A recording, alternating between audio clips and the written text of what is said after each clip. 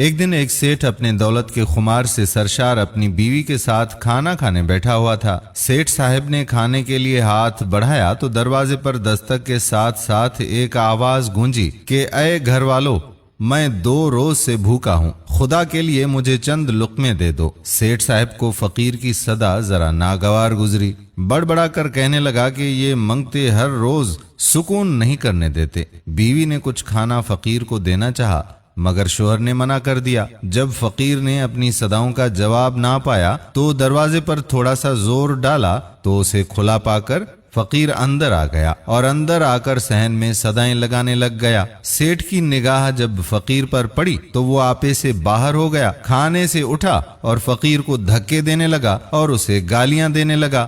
آخری دھکے کے نتیجے میں فقیر دروازے سے باہر گلی میں نکل گیا۔ کچھ دنوں کے بعد سیٹھ کو کاروبار میں نقصان پر نقصان ہونے لگ گیا، وہ پریشان رہنے لگا۔ چند ماہ میں گھر وغیرہ زیورات سب کچھ نیلام ہو گیا۔ جب نوبت فاقوں تک پہنچی تو سیٹھ اپنی بیوی سے کہنے لگا کہ اب تو میرا روح اور جسم کا برقرار رکھنا بھی محال ہو گیا ہے، ایسے میں تمہارا بوجھ اٹھانا میرے لیے ممکن نہیں، لہذا میں باحوش و حواس تمہیں طلاق دیتا ہوں۔ بیوی نے طلاق لی، الوداع کہا اور جا کر اپنی عدت پوری کرنے کے بعد دوسرا نکاح کر لیا اور زندگی گزارنے لگی۔ دوبارہ عید کا دن آیا تو یہ خاتون اور اس کا نیا شوہر کھانا شروع کرنے ہی والے تھے تو عین اسی وقت دروازے پر دستک ہوئی اور زور کی آواز آئی کہ میں سخت بھوکا ہوں، خدا کے لیے مجھے کھانا کھلا دو۔ اس نئے خاوند نے سارا کھانا اٹھایا اور بیوی سے کہا کہ ہم اور بنا لیں گے، چلو اس فقیر کو سارا کھانا دے دیتے ہیں۔ دونوں میاں بیوی دروازے پر آئے، جب بیوی نے فقیر کو دیکھا تو سکتے میں آ گئی۔ نئے شوہر نے پوچھا کہ کیا ہوا؟ بیوی کہنے لگی کہ جناب پچھلے سال میں اس فقیر کی بیوی تھی اور آج کی طرح عید کا دن تھا اور اسی طرح ایک فقیر ہمارے دروازے پر آیا، اس نے کھانے کا آ کر ہم سے سوال کیا، مگر میرے اس سابقہ خاوند نے تکبر کے نشے میں دھت ہو کر